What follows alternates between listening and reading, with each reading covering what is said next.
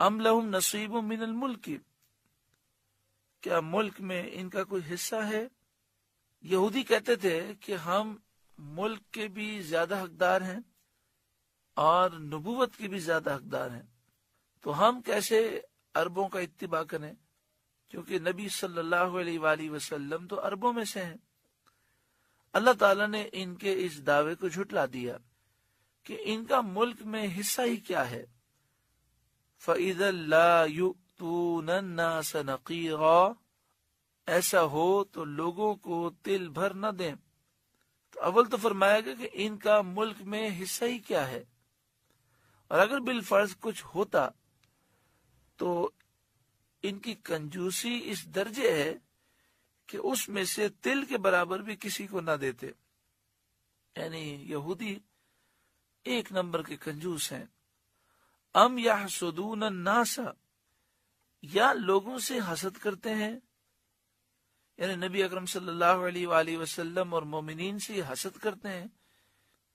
علی ما آتاہم اللہ من فضلہ، اس پر جو اللہ نے انہیں اپنے فضل سے دیا، یعنی جو اللہ نے اپنے محبوب کو نبوت عطا فرمائی، اپنی مدد دی، غلبہ دیا، عزت اور دیگر نعمتیں عطا فرمائی، کیا یہ یہودی ان نعمتوں پر جلتے ہیں؟ فقد آتینا آل ابراہیم الکتاب والحکمت، تو ہم نے تو ابراہیم کی اولاد کو کتاب اور حکمت عطا فرمائی۔ وآتیناہم ملکا عظیما، اور انہیں بڑا ملک دیا، جیسا کہ حضرت یوسف علیہ السلام کو مصر کی بادشاہت دی، حضرت داؤد علیہ السلام کو بادشاہ بنایا، حضرت سلیمان علیہ السلام کو پوری دنیا کی بادشاہت دی۔ تو پھر اگر اپنے حبیب سید عالم صلی اللہ علیہ وآلہ وسلم پر کرم کیا تو اس سے اے یہودیوں تم کیوں جلتے ہو اور حسد کرتے ہو؟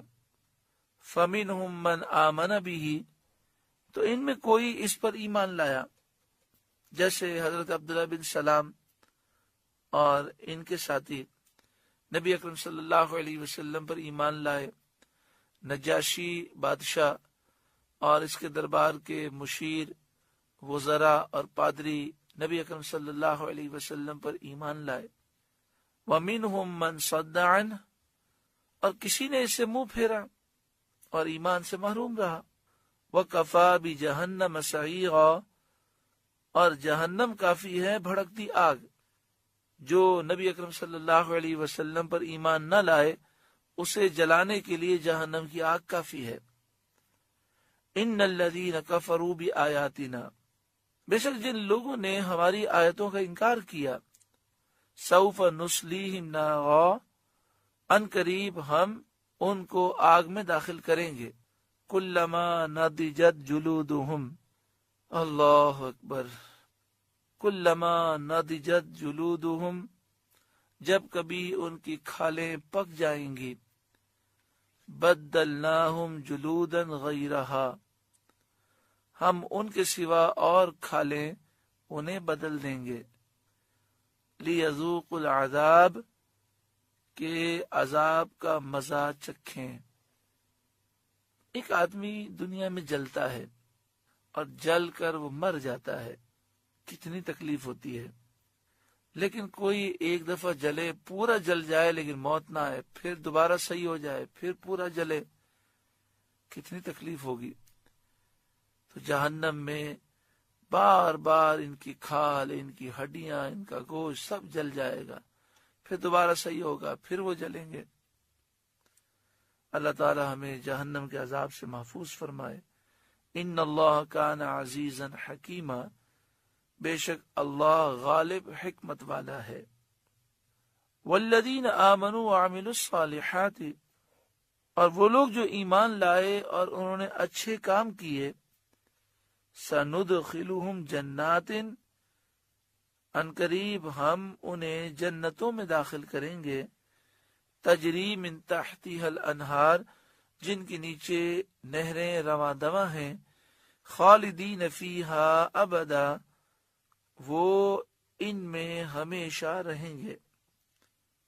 لہم فیہا ازواج مطہرہ، ان کے لیے وہاں پاک بیویاں ہیں جو ہر گندگی سے پاک ہیں، ہر قابل نفرت چیز سے پاک ہیں۔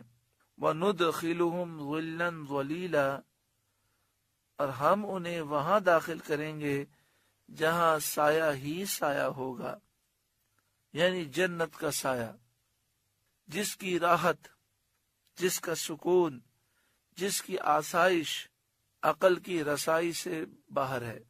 عقل وہاں تک نہیں پہنچ سکتی، اور نہ ہی اسے بیان کیا جا سکتا ہے، اور نہ ہی اس کا تصور کیا جا سکتا ہے۔